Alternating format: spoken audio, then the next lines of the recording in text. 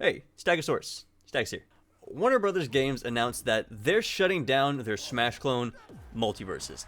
This is probably upsetting a whopping 13 people across the world, because when this game launched after its beta, it was the biggest disappointment since meeting my own father. This game was literally my biggest letdown for 2024, and it wasn't like this initially, although it's going to go in line with other games like Concord or Xdefiant as another massive AAA game studio destroying their faith of their player base. But no, there was actually a point in time where people had moderate to high hopes for this game and actually considered it to be fun to play.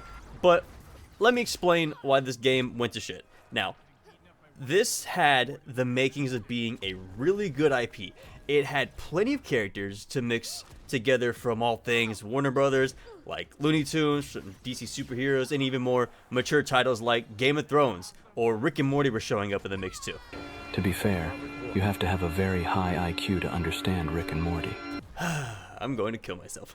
But sadly, once the game shut down the beta, a lot of hype died down for the game, and when Multiverse was released, it was to mixed receptions. And that was because the game devs got an idea and asked themselves, what if we take this good thing that we have and lobotomize it?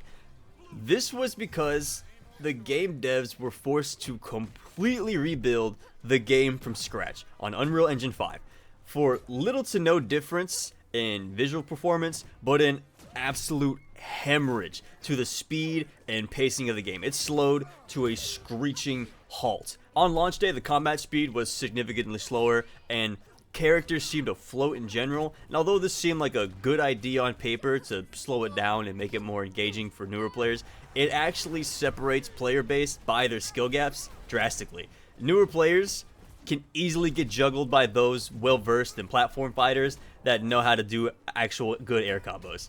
Let's say if little Timmy wanted to play this game after school with his friend and have a good time.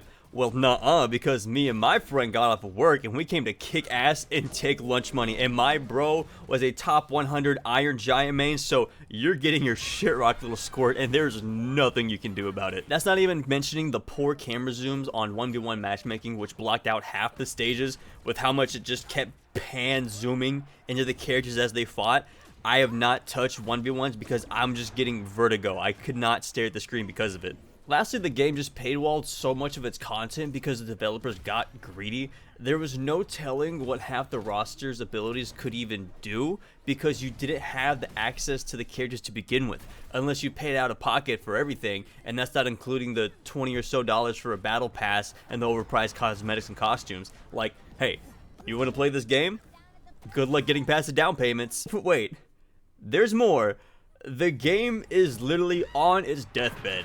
And for the final season, the dev team is teasing us with trailers of updated combat systems?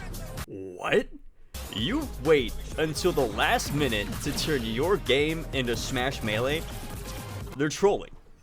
They're absolutely trolling at this point. At this point, they're just fucking with us. I don't know what to do with these devs, man, but let's just see if it's still around by May, I guess, because there's nothing else we can do. But anyways, that's the end of this one. You're an amazing human being, you deserve an amazing life, and I'm see you in the next video.